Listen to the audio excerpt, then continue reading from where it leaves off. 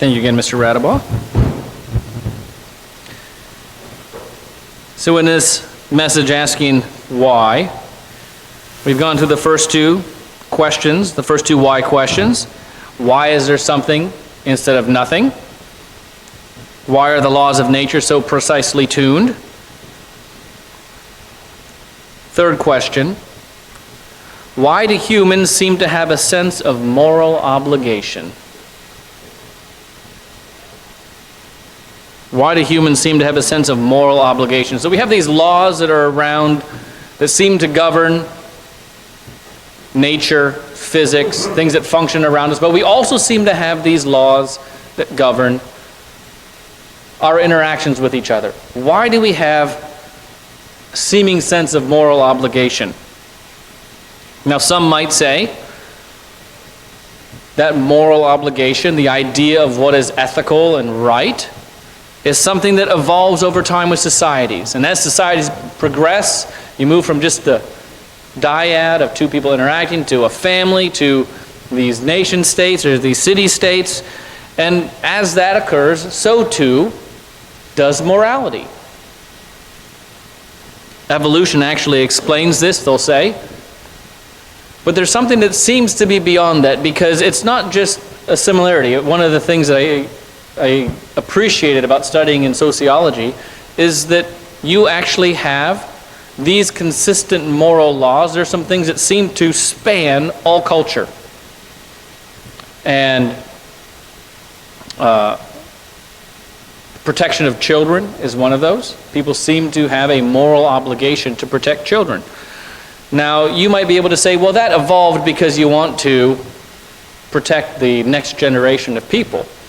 But at the same time, that also seems to conflict with the concept of the evolutionary concept of the fittest wins. So why do you have this seeming moral obligation for one thing that goes against what we also see cropping up in a different aspect of society? You might also say, well, people know. Intuitively, you know what you're supposed to do. You know that's wrong. You shouldn't take the cookie from the cookie jar. You shouldn't punch the baby to take their ice cream. You know these things. You come to this conclusion. It's obvious. But there are some things that we look at, and you also say, well, that's wrong, even if someone else says it's okay.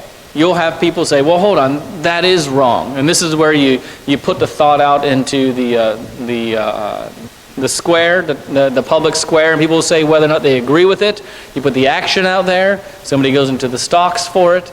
But you can see that even some things that there are a number of people who say are okay, there will be disapproved by others. So you get to this dilemma with the concept of, well, we just know, or we have evolved to come to this level of morality.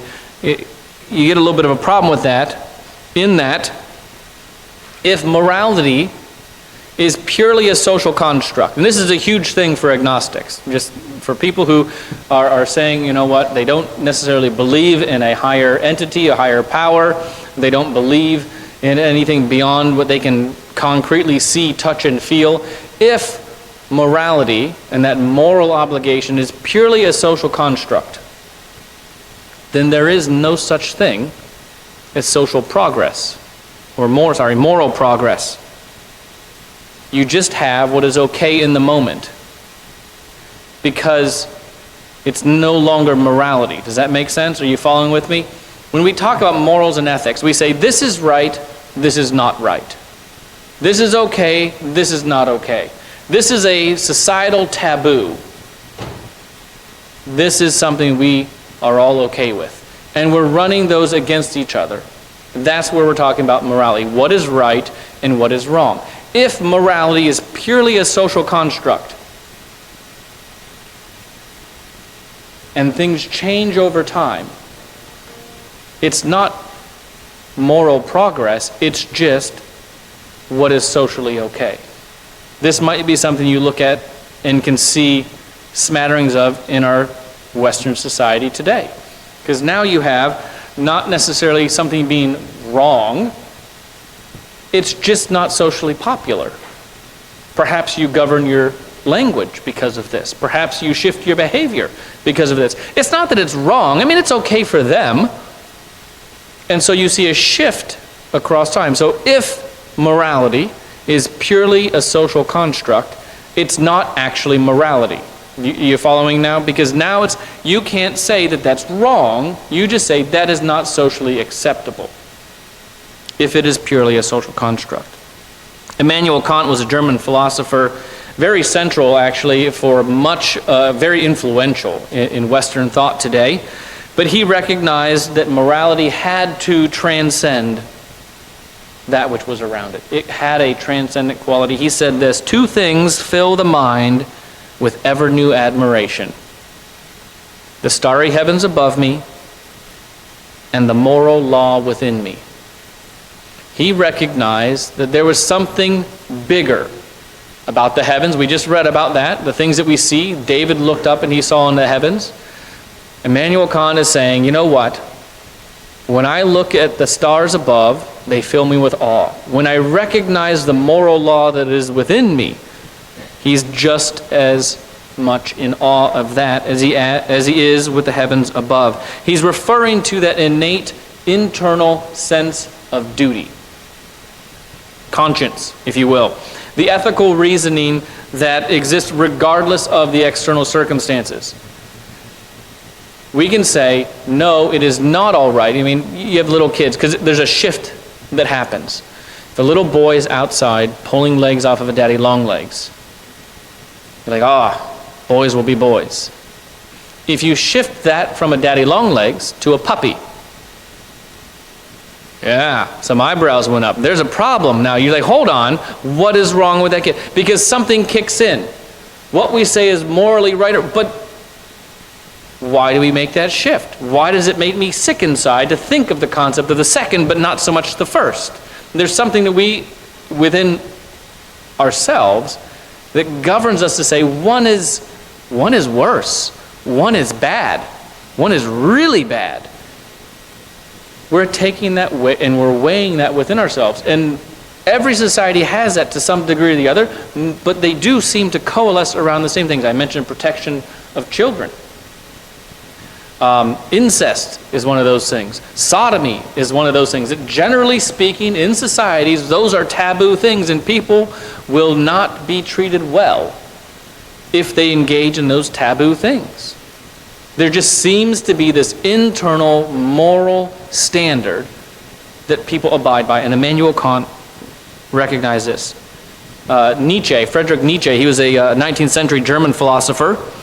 He actually is well known for challenging morality, traditional morality, and Christianity. And he, even as I would say atheist before atheism was a thing, he said this: there are no moral facts at all. The reason that matters, because when we're talking about morality, very oftentimes morality functions outside of the hard and fast laws that you see. This is not a physics thing. This is not a why are the electrons pushing against each other, why are they functioning in the way that they do.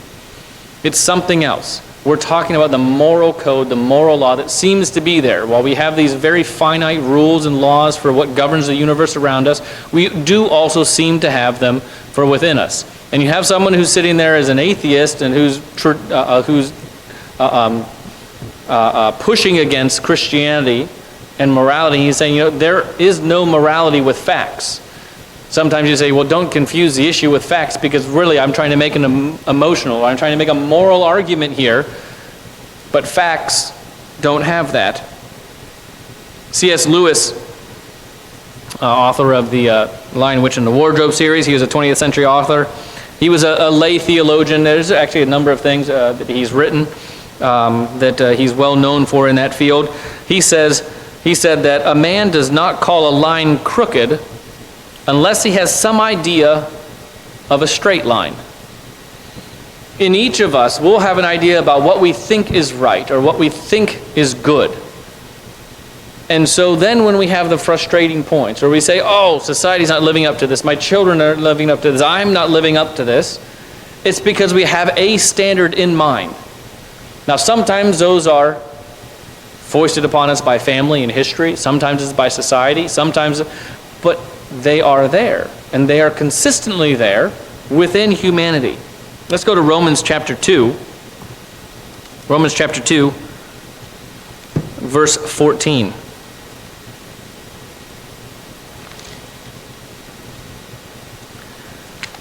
Romans chapter 2 and verse 14 says, "For when Gentiles who do not have the law," and this is the law that we're speaking about, the law of Moses, the law of God that was given, those Gentiles who do not have the law by nature do the things in the law, these, although not having the law, are a law to themselves.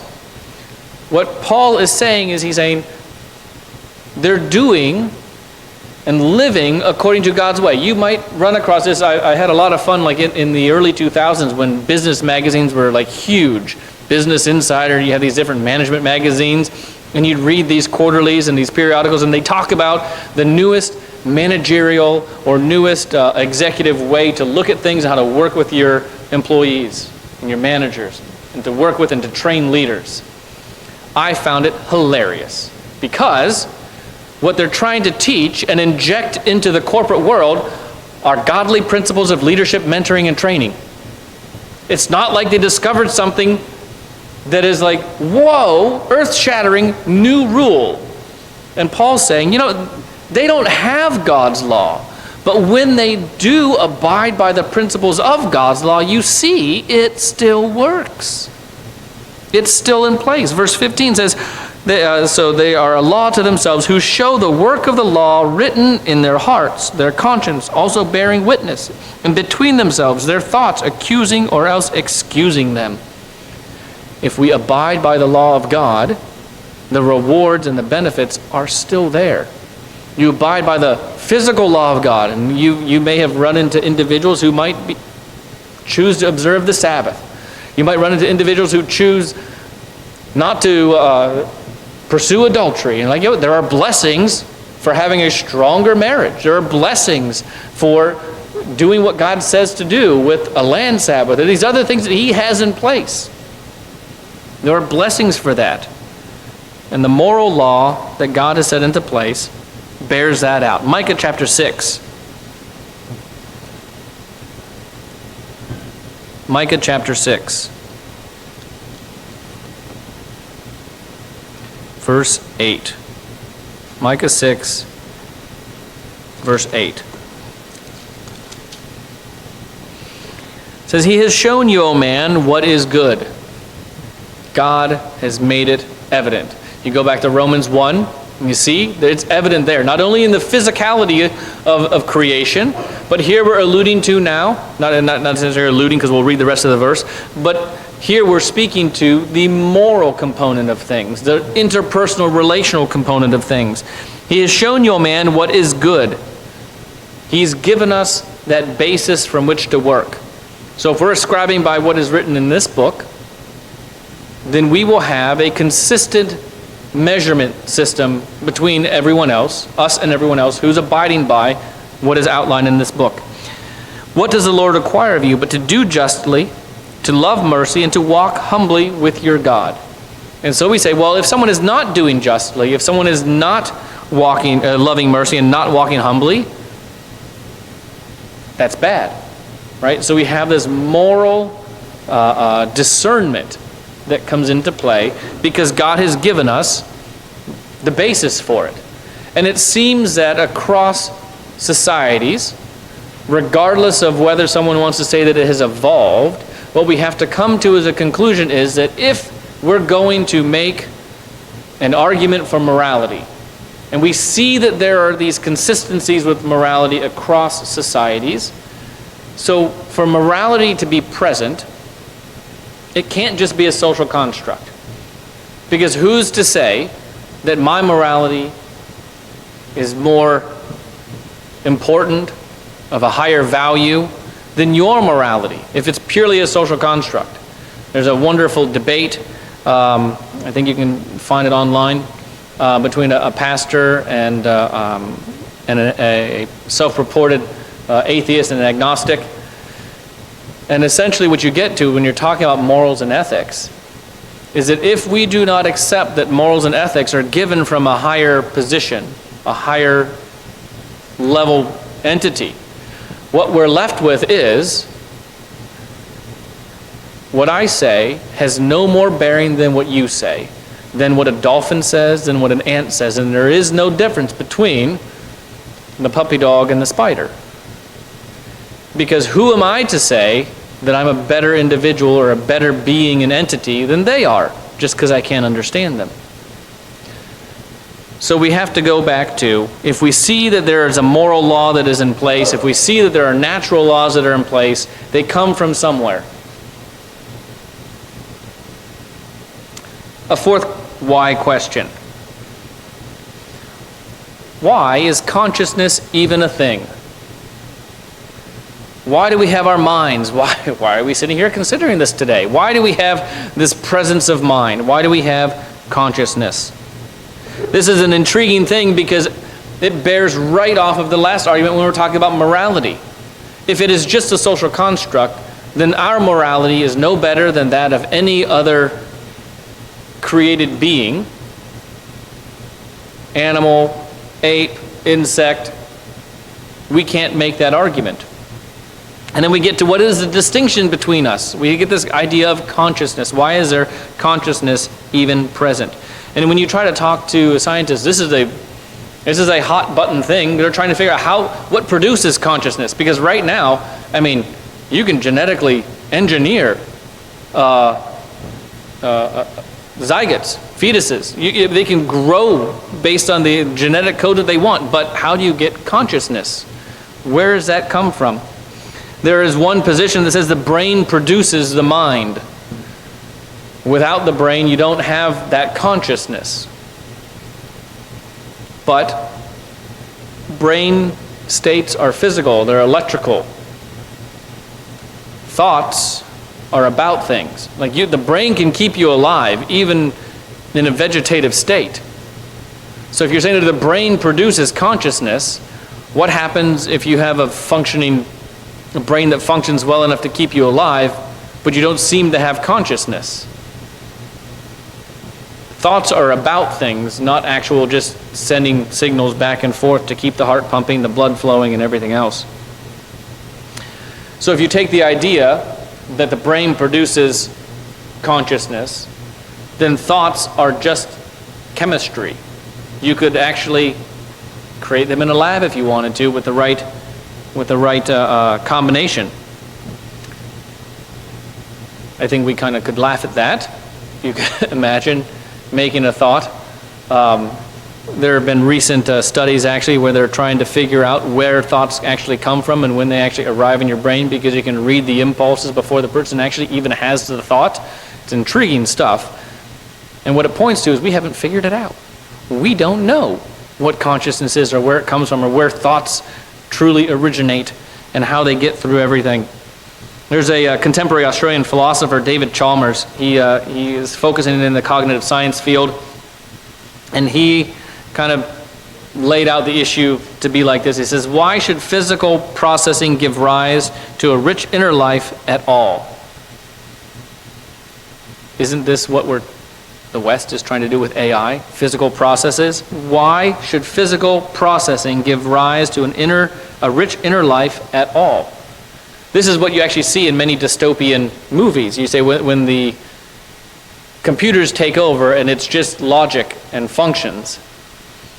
If you're going to make the claim that consciousness comes from the brain, comes from this electrical computer that is producing these thoughts or is producing these processes, then you ought to be able to also reproduce that just by having a bunch of processes occur, which is what people perceive happens sometimes when AI does it, and does it very quickly.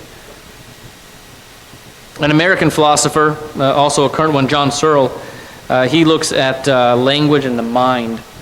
He said in his book, The Rediscovery of the Mind, he says, you can't get consciousness from purely physical processes.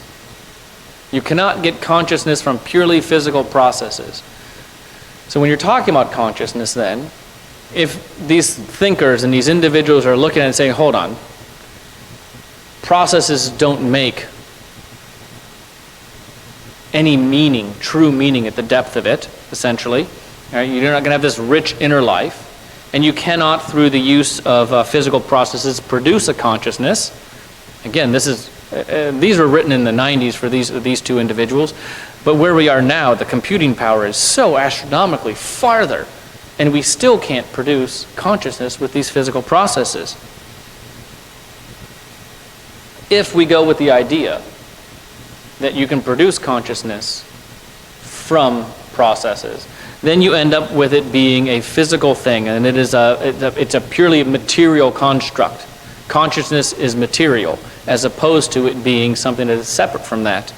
And I think that from the Christian standpoint, the perspective of what occurs with Nebuchadnezzar in Daniel chapter 4 is an intriguing thing to consider when we're talking about consciousness or sentience or self-awareness, because you have there an example of a man who says his reasoning was taken from him, and then he gets his reasoning back. The brain is still present enough that he doesn't die for 7 years, but then his reasoning returns to him. And so you have this dilemma here, because if materialism and the physicality of the processes produces consciousness, if that's true, then logic and meaning and truth become illusions, because those are processes. They are not actually present. They're just illusions. Let's go to Genesis chapter 1, verse 27. So we look at consciousness. This is one of those things that has not been able to be created. It does make me think about that joke about the scientists who are trying to produce life, and they tell God, God, we don't need you anymore. We can make life. God's like, oh, this is intriguing. I'd love to see how you do this. So they go outside, they take a scoop of dirt, they bring it back into the lab, and God goes, no. Make your own dirt. So, sometimes we think we can do something, but we don't have all the tools to do it. It won't quite be the same. All right, Genesis chapter 1, verse 27. So God created man in his own image. In the image of God, he created him, male and female, he created them. So we see how God made man. This distinguishes mankind and humanity from all of the other creation. Remember, we could see, why is there something rather than nothing? I have not run across any other created animal, part of God's creation, that sits and ponders in an existential way everything else that is around it. I don't have any record of I haven't seen anything written about that where people are trying to figure this out. Now, there are animals that will pursue pleasure and will go into addictive behaviors, but as far as considering their existence, why there's something rather than not nothing, why are there very specific finite laws, why does there seem to be a moral code that governs us as a race, why is that in place? They don't have that. Let's go to Ecclesiastes chapter 3 and verse 11.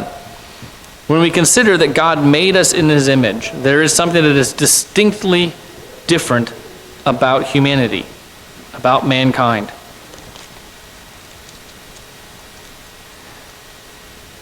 And it's that we're made in his image, so we have something that is different. I'm not finding Ecclesiastes. There we go. Ecclesiastes chapter 3. We're going to go to verse 11. Ecclesiastes 3, verse 11.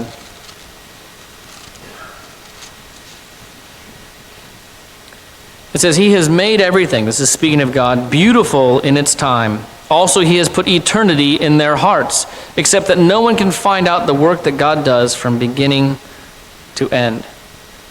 This is speaking of God. If you go back to verse 10, it says, I have seen the God-given task with which the sons of men are occupied. This gives us the context. This is where the sons of men are occupied, because he has put eternity in their heart. There's this idea, there's something that is there that is different about us. We actually could go back to Genesis and see in the interaction with Adam, as he's naming all the animals, he sees that there is none like him. You can have Dr. Dolittle all you want and try to talk to the animals, but it's just not the same. There's something that is different about man. We have that morality, we have that concept, we have the consciousness that is present. A fifth why question, final why question that we'll be covering today. Why does the universe feel meaningful? Why does it seem like there's purpose in what we see going on around us? Sometimes our life can feel meaningless, but when we look at things that are going on around us, to some degree it can feel like it's just happening and it's just going on, but it's not just going on for nothing. We look at it, we see things. You look at creation, you see the seasons as they span from one into the next, and you see a fluidity that is there. There's something that's occurring. There seems to be meaning that is there. And if we look at this and we see that, a counterpoint might be, a different perspective might be, well, meaning is another one of those social constructs. It's actually invented, it's not discovered, so people imbue meaning into something. And to some extent, there's truth to that. I mean, would you find meaning in your child throwing a banana at the wall? Be like, that's great. Now, some people find meaning in bananas on walls to the tune of millions of dollars. And it's a banana and duct tape. Different kind of meaning, right? They imbue meaning to something. But when we're talking about meaning, we're talking about like, what is going on? Why is life continuing as it is? Why is it that we seem to want to have relationships with people? Why is it that we seek human connection? Why is it that we might want to have a family? Why is it that we are trying to pursue betterment in our employment, in education? There are things that are going on that seem to have meaning. And if meaning is purely invented, if it's not something, it's something that people inject into it, then if it's an invented thing, that means, by extension, there are some other truths that need to also follow with that. And that is that, well, then suffering would be meaningless, because meaning is something that you inject. So suffering then is actually meaningless. Sacrifice becomes irrational, and hope, all these thoughts and all these ideas become also meaningless. It's a self-deception, wanting for something else. Again, we're considering all these why questions because as we're looking at it, why is it that we do what we do? Why do we believe what we believe? And it can be so easy to forget the basis for that. We look and we wonder, why does the universe feel meaningful? Why does it seem that there's meaning in it? Albert Camus, he was a 20th century French philosopher. He got the Nobel Prize in literature. He wrote this in The Myth of Sisyphus. If you're familiar with that Greek myth, the myth of Sisyphus, he says, the struggle towards the heights is enough to fill a man's heart. The struggle itself toward the heights is enough to fill a man's heart.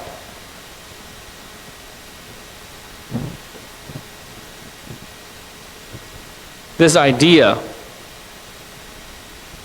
of struggling towards something, being enough, that's not an explanation of where meaning comes from.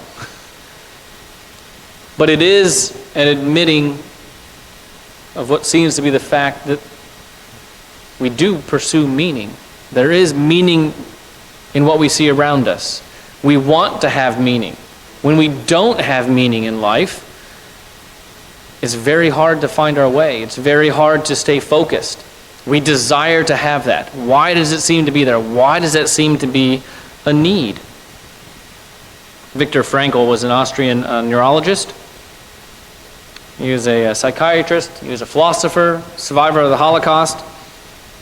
And what he was trying to do was kind of search for life's meaning. He said that was actually the search for life's meaning was the central motivational force for humanity. What really pushed mankind was to be able to search for life's meaning. He said this, man's search for meaning is the primary motivation in his life. Perhaps that's in employment, perhaps that's in family, perhaps that's religious, but there are things that drive us. There are things that drive humanity. Why is it that that is the case? For a lot of people over time, that push for meaning, that desire for meaning has brought them into churches to seek out a higher power, to look and say, okay, I can see that there is something in front of me. I can see that there seem to be overarching laws that govern it. I can see that it's so finely tuned. I can see that there are rules that govern my interactions with other people, that there is meaning there. I desire that meaning. And so they pursue theism. They pursue religion of some sort. The difficulty lies where you have other philosophers and other sociological giants like Karl Marx who will say, well, religion is the opiate of the masses. Because you can't cope with the reality of what's right in front of you, go and have someone else tell you what to believe. Remember I started off in the first message talking about what do we do and what has religion been very good at doing? Telling people what to think, what to do, what to believe. And for many philosophers across time, especially here, that's exactly what they've done. They tell people what to do, what to think.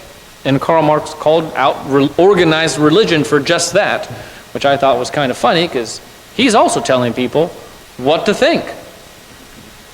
Not telling people how to think and how to arrive at the conclusion that is logical.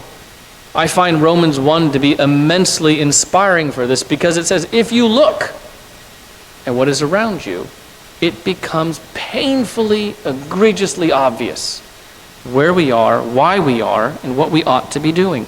Let's go to Ecclesiastes chapter 12, verse 13 as we wrap up. Ecclesiastes chapter 12, verse 13.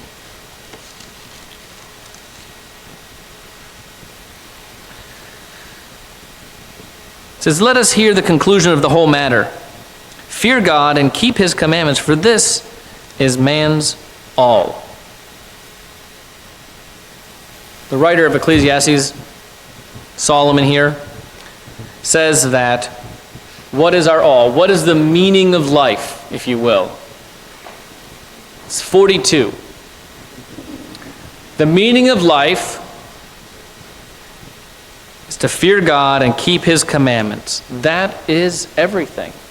You look at the morals and the ethics that govern us, you look at the relationships we want to have, Solomon says, keep God's commandments. That is our all. Let's go to John chapter 1.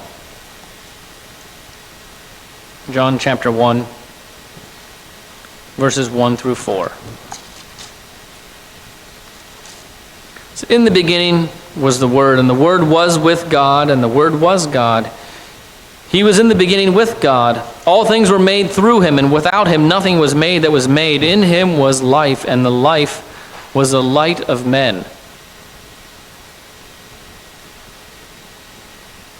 That is an intriguing thing, given that we've just recently discovered that upon conception, there's actually a small amount of light that is given off when the sperm attaches to the egg. They've also found that when someone dies, there's also light that goes out. It's an intriguing thing. But Christ, in him was life, and the life was the light of men. We've looked at 5 different questions today, asking the questions of why. Not just taking for granted that we're Christian because my father was a Christian, and his father before him was a Christian, and his father before him was a Christian. It just starts to break down over time if we do not go back to the basics. Again, we've looked at why is there something instead of nothing? Why are the laws of nature and the universe around us, they seem to be so finely tuned? Why is it that we have a sense of moral obligation towards others? Why is our consciousness, our ability to have these thoughts and reasoning even a thing? And why does the universe feel meaningful? All of these seem to point to. You can say God, but again, we're not assuming that God exists, nor are we assuming that the Bible is His inspired word at this point. What we can say after all of these, not just us today, but all philosophers across time have arrived at these conclusions. I shouldn't say all. Many philosophers across time have come to the same conclusion, that there's something else. There's something bigger. There's something that started the chain reaction. There's something that has given the moral laws. There's something that gives meaning, and that's what we're trying to pursue. There's something else there. If we don't consider why it is that we believe in God, beyond the idea that, well, because we're Christian, then we're missing an opportunity. So, as we wrap up here, leave a couple other thoughts for us to consider. We don't want to just automatically conclude that because all these things are here, and we look and we see that there must be something else, that therefore Christianity is true.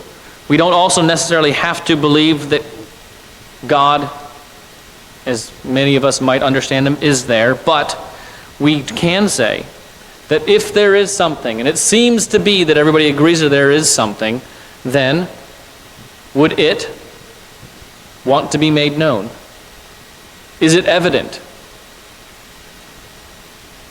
And that's the next question that we're going to pursue. There's something else that's out there. Is it evident, and what ought we to do? So we'll cover that in the next one.